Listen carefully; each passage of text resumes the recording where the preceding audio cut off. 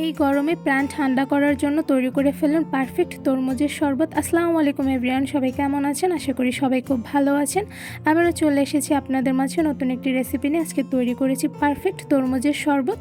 এই তরমুজের শরবত খেতে যেমন মজাদার, সাথে কিন্তু খুবই স্বাস্থ্যকরী একটি শরবত। আমি খুব সহজে কিভাবে তরমুজের শরবত তৈরি করে ফেলেছি সেই রেসিপিটি আজকে আপনাদের সঙ্গে শেয়ার করব। তো চলুন কিভাবে তরমুজের শরবত তৈরি করেছি সেই রেসিপিটি দেখে নিই।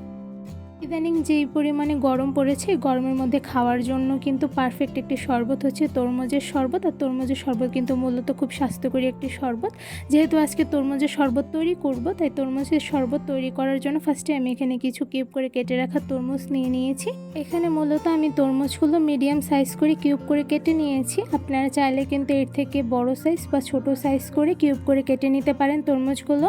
এখন এই কিউব করে কেটে রাখা তরমুজগুলো দিয়ে আমি তরমুজের শরবত বানিয়ে নিব। তরমুজের শরবত তৈরি করার জন্য একটি ব্লেন্ডারে জারে আমি কিউব করে কেটে রাখা সবগুলো তরমুজ দিয়ে দিচ্ছি।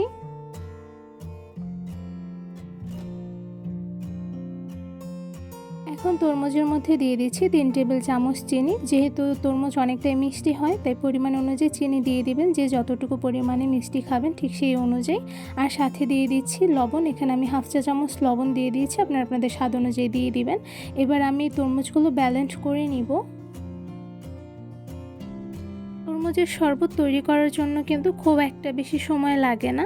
খুব অল্প সময় 1 থেকে 2 মিনিট ভালোভাবে ব্যালেন্স করলেই কিন্তু তরমুজের শরবত তৈরি হয়ে যায়।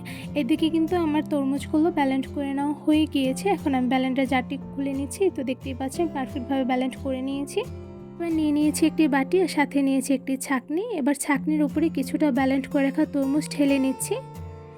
কিছুটা তরমুজ ঠেলে নেওয়া হয়ে গিয়েছে। এবার একটি চামচের সাহায্যে ভালোভাবে নেড়ে তরমুজগুলো ছেঁকে আমি তরমুজের রস বের করে নিব।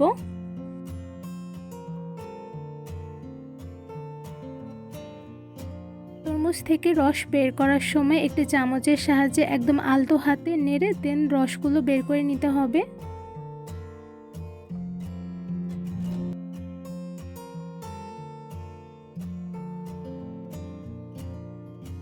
তো তরমুজগুলো ভালোভাবে নেড়ে দেন আমি ছেঁকে নিয়েছি। দেখতেই পাচ্ছেন তরমুজ থেকে কিন্তু সবগুলো রস বের হয়েছে, আর তরমুজ থেকে কিন্তু অনেকটাই আঁশ বের হয়েছে। এখন এই আঁশগুলো আমি ফেলে দিব, আর সেম প্রসেসে ব্যালেন্স করে রাখা সবগুলো তরমুজ থেকে আমি রস বের করে নিব। তো সবগুলো ব্যালেন্স করে রাখা তরমুজ থেকে আমি কিন্তু রস বের করে নিয়েছি। এখন কিন্তু পারফেক্টভাবে আমি তরমুজের শরবত তৈরি করে ফেলেছি।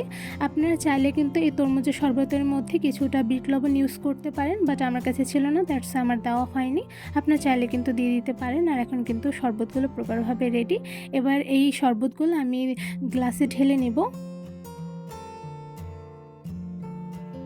এই তো খুব সহজেই তৈরি করে ফেলেছি দারুণ মজাদার পারফেক্ট তরমুজের শরবত। তরমুজের শরবত কিন্তু তৈরি করা খুবই ইজি। আর এই তরমুজের শরবত কিন্তু খুবই স্বাস্থ্যকরী একটি শরবত। এই গরমে প্রাণ ঠান্ডা করার জন্য কিন্তু এই তরমুজের শরবতের কোনো জুড়ি নেই।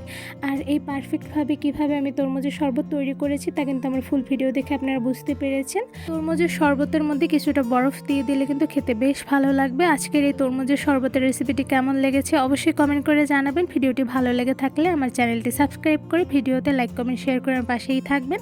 আজকে এখানেই বিদায় নিচ্ছি। দেখা হবে অন্য কোনো ভিডিওর মাধ্যমে। সবাই সুস্থ থাকবেন, ভালো থাকবেন। আল্লাহ হাফেজ।